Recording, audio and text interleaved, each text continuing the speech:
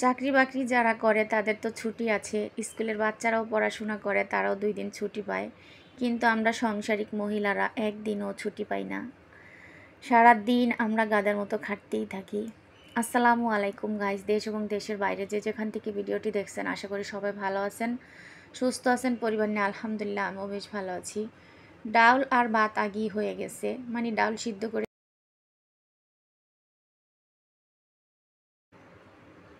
তারপর এখানে লাউয়ের সিল্কাটা ভাজি করতে বসিয়ে দিলাম, কারণ আমি লাউয়ের সিল্কা কখনোই ফালায় দিই না। লাউ যখনই আনি দেখি কচি আছে, তো একটা আলু দিয়ে সাথে ভাজি করে নিই।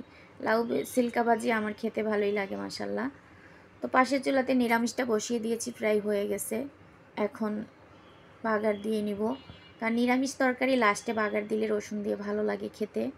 বাগার দিয়ে তারপর ধনিয়া পাতা দিয়ে নামিয়ে নিলাম। তো নিরামিষ তরকারিটা আর ভাজিটা হয়ে গেছে, ভাত খেয়ে নিব।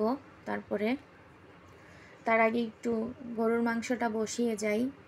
গ্যাস যতটুক গ্যাস আছে অতটুক দিয়ে আস্তে আস্তে হইতে থাক, আর আমিও বাড়তি কাজগুলো করে নিব। তো নিরামিষ ভাজি এখন রান্না বেশি হয়, কারণ হাজব্যান্ডের তো ডায়াবেটিস রোগ ধরা পড়ছে। তো এই কারণে আমার এখন একটু সবজি টবজি বেশিই রান্না করা হবে, যেহেতু উনি এখন আর 2 বেলা ভাত খাবে না, দুপুরেই শুধু ভাত খাবে, আর রাতে আর সকালে রুটি খাবে। তো আমার নিরামিষ আর ভাজি রান্না হয়ে গেছে, এখন খাওয়া দাওয়া করবো সকালের নাস্তা। আর এদিকে এই যে আমার ছেলের ডয়ারের অবস্থা, মানে গুড্ডি ওড়ানের রশি, ছাতা, মানে যা কিছু আছে এভরিথিং ওর সব কিছু একটা ডয়ারের মধ্যে পেঁচায় রেখে দেয়। তো আমি কিন্তু এটা প্রতিদিনই পরিষ্কার করি, আর প্রতিদিনই এই একই অবস্থা। তো শুক্রবার আসলে আর কি বেশি, সারা সপ্তাহে যে কাপড় চোপড় লুকায় রাখে ওইটা আর কি দেখি না, শুক্রবার আসলে একটু চেক করি ভালো করে। আর এখানে থালা বাসনগুলো সব কিছু একবারে, জগ বোতল গ্লাস টেবিলের ডালামোলাগুলো সব সুন্দর মতো ধুয়ে জায়গায় রেখে দিয়েছি। এখন বিছনাগুলো সুন্দর মতো গুছিয়ে নিলাম, কারণ অনেক সময় বিছনা ঘুম থেকে ওঠার আগে গুছিয়ে নেই, অনেক সময় দেখা যায় ওঠার পরে বাড়তি কাজগুলো করে তারপরে গোছাই, মানে নির্দিষ্ট কোনো টাইম নাই বিছনা গোছানো আর কি।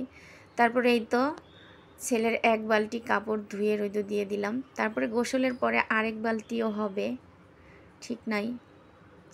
আর এখানেই তো টেবিলগুলো একটু পরিষ্কার করে নিচ্ছি, ঘরটা গোছগাছ করে নিচ্ছি, সবগুলা রুম। তো মোছামাছি কিন্তু প্রতিদিনই আমার করতে হয়, তো সব দিন আর তোমাদের সাথে শেয়ার করা হয় না, তাহলে ভিডিও অনেক বেশি বড় হয়ে যায়।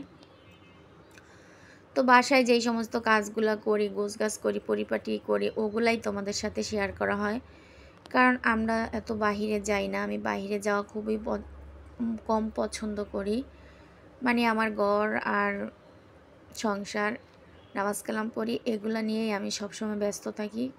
কারণে অকারণে আমি বাইরে যাওয়া পছন্দ করি না। তো তোমাদের কাছে আমার ভিডিওগুলো কেমন লাগে আপুরা ভাইয়ারা, অবশ্যই আমাকে কমেন্টে জানাতে ভুলবে না। আমি সব সময় তোমাদের একটা কমেন্টের অপেক্ষায় থাকি, তোমরা আমার ভিডিওটা পুরো দেখো নাকি একটা কমেন্ট করো, এই অপেক্ষাটায় সবসময় থাকি। আর আমার একটা অভ্যাস, আমি অনেক আপুদের ভিডিও দেখি, কিন্তু ভিডিওতে আমার কমেন্ট করতে একদমই খেয়াল থাকে না, কারণ দেখা যায় কাজের ফাঁকে ফাঁকে আমি ভিডিওগুলো দেখে নেই। তাতে আপুদের অনেক উপকার হয় আমি আশা করি, কারণ একটা ভিডিও পুরো না দেখলে ওয়াচ টাইম কখনোই পূরণ হয় না। আর আমার ভিডিও কেউ হয়তো পুরো দেখে নাই বইলাই আমার ওয়াচ টাইমগুলো এখনও পুরো হচ্ছে না। সাবস্ক্রাইবারই পূরণ হয় না, আর ওয়াচ টাইম তো দূরে থাক, সাবস্ক্রাইবার আজকে দেখি 8টা, কালকে দেখি 7টা, এরকম হয়ে যায় আর কি। তো মনটা ভীষণ খারাপ হয়, তারপরও কিছু করার নাই, কারণ এই লাইনে কাজ করি, মোবাইল সমস্যা হয়, এটা ওয়াইফাই লাইনে সমস্যা হয়, তারপরও সমস্যার সম্মুখীন হয়েও 1 দিন 2 দিন গ্যাপ করেও ভিডিও ছাড়ি, কারণ কেন জানি এখানে ভিডিও ছাড়তে ছাড়তে একটা অভ্যাসে পরিণত হয়ে গেছে। তো যা বলুক, আমি কিন্তু ওটিতে কান দেই না, কান দিলে আর কি মন নষ্ট হয়ে যায়। তো মন নষ্ট করে কোনো লাভ নাই। আমি যে সংসারের কাজগুলো করি তোমাদের সামনে তুলে ধরি, আমার স্মৃতি হিসাবেও তো থেকে যাবে, এখান থেকে ইনকাম করতে পারি আর না পারি, স্মৃতি হিসাবে অনলাইনে আমার জীবনের দিনগুলো রেখে দিচ্ছি, এরকম আর কি একটা মনে করি। তো যদি কোনো দিন আল্লাহ আমার দিকে মুখ তুলে তাকায়, তাহলে অবশ্যই হবে, মানুষ তিলে তিলে বড় হয়। তিলে তিলে বড় হওয়ার স্বপ্ন সবাই দেখে, তো আমিও দেখে পথ চলতেছি। তাই আর কি, তোমাদের সাথে কথা বলতে বলতে কিন্তু সবগুলা রুম মুছে নিচ্ছি, কারণ আমি প্রতিদিনই রুমগুলো মুছে থাকি। কয়েকদিন রুম মুছতে একটু কষ্ট হয়ে গেছিলো, লাঠিটা একদম ভেঙে গেছিলো। তারপর আরেকটা লাঠি নিয়ে আসছে, সেটা খাটো, তো আর আমি এটা ভাঙিই নেই। তো ওনাকে পাল্টাইতে বলছি, পাল্টায়ও নাই, ওটা রেখে দিয়েছি। বলেছে আমার তো গ্রামে একটা বাড়ি আছে, সেই বাড়ির জন্য নিয়ে যাব। তো লাঠি যে নিয়ে যাব, সিএনজিতে করে নিয়ে যেতে পারবো কিনা তার কোনো স্টেশন নাই। তো সবগুলা কাজ করা হয়ে গেছে। মাঝখানে কিন্তু যখন মাংসটা কষানো হইতেছিল তখনই গ্যাসটা চলে গেছিলো। তারপরে আমি কাজগুলো সব করতে শেষ করলাম, তারপরে দেখি গ্যাস আসছে, তারপরে রান্নাটা শেষ করে নিলাম। তো এই তো ভিডিওটা আজকের মতো এই পর্যন্তই ছিল। সবাই ভালো থাকবেন, সুস্থ থাকবেন। বিকালবেলা একটু আমরা আর মালটা কেটে খেয়ে নিলাম।